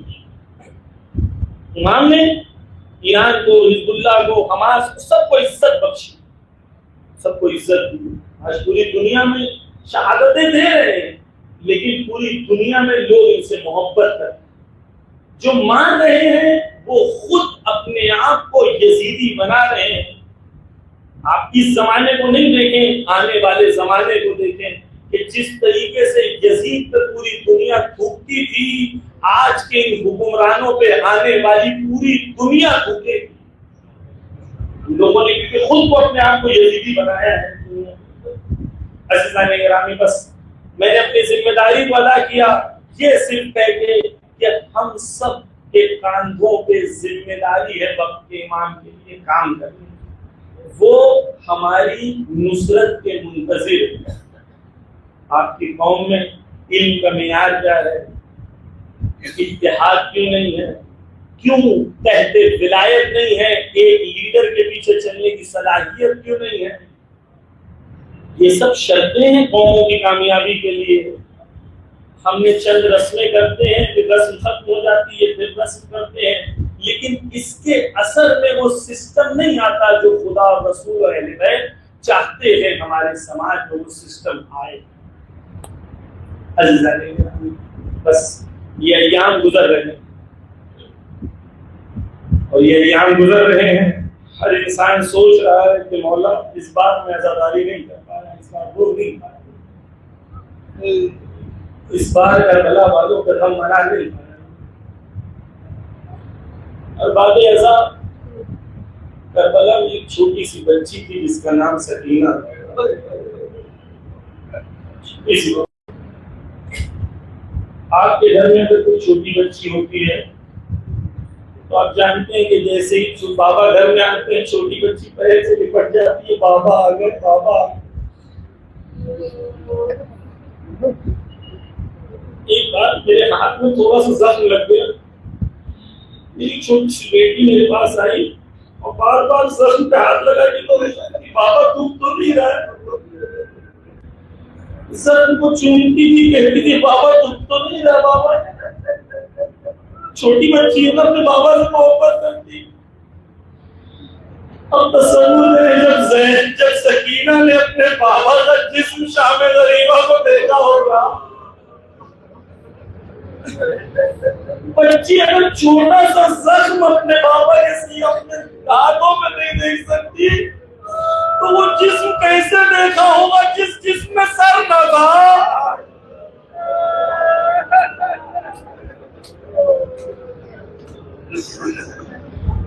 अजीब ऐसी जाती है रामी कि जब बीबी ज़ैनब ने पूछा कैसे पहचाना तो कहा कि जब देखिए छोटे बच्चे होते हैं वो डर लग जाता है उन्हें, जब शोर शराबा होता है अंधेरा होता है छोटे बच्चे डर जाते हैं।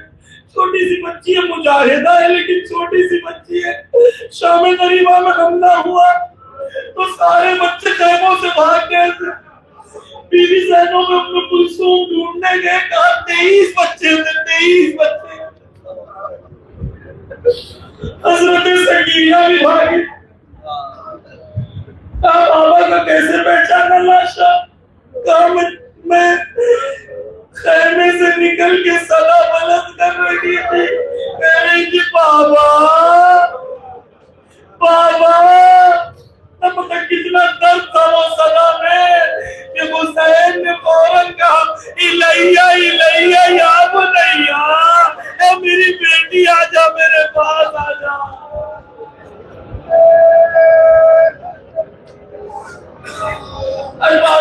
उसी हालत में जब बीवी पहुंची होगी और लाशे को देखा तो मुझे नहीं पता, मैंने तारीख में नहीं पढ़ा, लेकिन उलमा कहते हैं शायद सकीना ने सबसे पहले तीरों को निकालने की कोशिश की।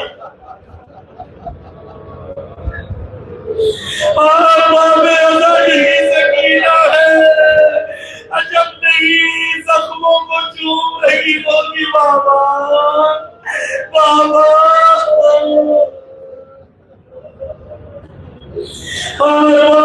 यही सकीना है और ये सफर है, ये तूलानी सफर है। करबला से कूफा, कूफा से शाम, इमाम कहते हैं उस बीवी पर सलाम हो जिसके रुखसार के रंग करबला से कूफा, कूफा से शाम बदलते रहे।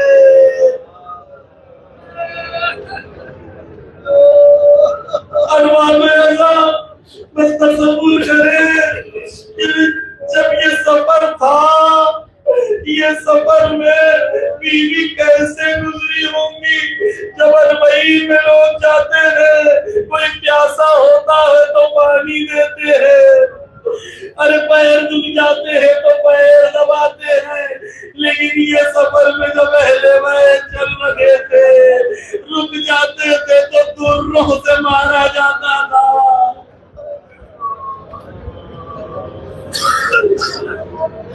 बस एक आखिरी ये दरवाजे ऐसा, बस सिर्फ ये कि तमाचे जो बड़े तारीख में हमारे हाथ बहुत नरम होते हैं क्योंकि हम सब काम नहीं करते। कभी आप किसी लोहार से हाथ मिलाओगे तो आपको पता चलेगा कि हाथ ऐसे होते हैं जैसा पत्थर। अब सोचे शिमर मलूक जो शमशीर चलाता था, उसके सख्त हाथ और सकीना के रुखसार।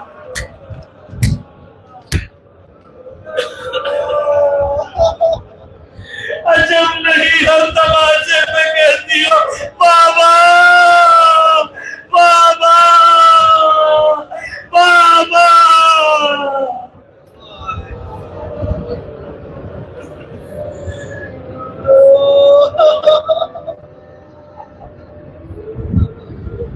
لعنة الله على القوم الظالمين